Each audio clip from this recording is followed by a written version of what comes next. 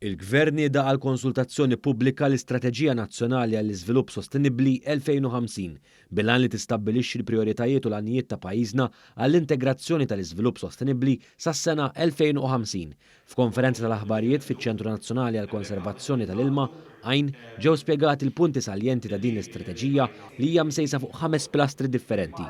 Is-Sur George Said li huwa direttur tad-Direttorat tal-Iżvilupp Sostenibbli elenka l-5 għanijiet strateġiċi prinċipali. Dan il-prinċipji jivarjaw mill-ekonomija l-ħadra, mill-ekonomija il-blu, jiffukaw ukoll fuq is-saħħa u l-benesseri tagħna l-Maltin, jiffukaw ukoll fuq l-ekonomija iktar reżiljenti, kif ukoll fuq l-ekonomija diġitali.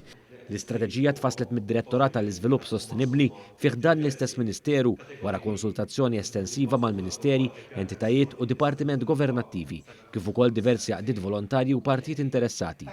George Said spjega wkoll kif il-pubbliku jista' jikkontribwixxi f'din il-konsultazzjoni pubblika.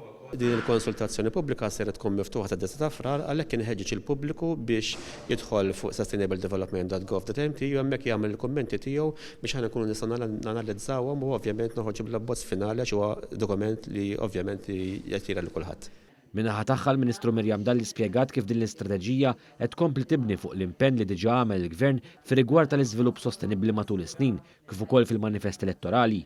Hija saħqet dwar il-bżonn ta' impenn kollettiv kemm mill-entitajiet kollha konċernati u anke mis-soċjetà biex intlaħqu l-miri ekonomiċi, soċjali u ambjentali ta' din l-istrateġija.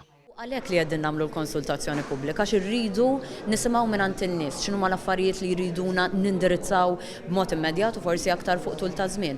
Wara kollox x'inhi l-Malta li huma din jaraw is-sena 2050 u kif nistgħu ngħinuhom ikollhom kwalità ta' ħajja aħjar.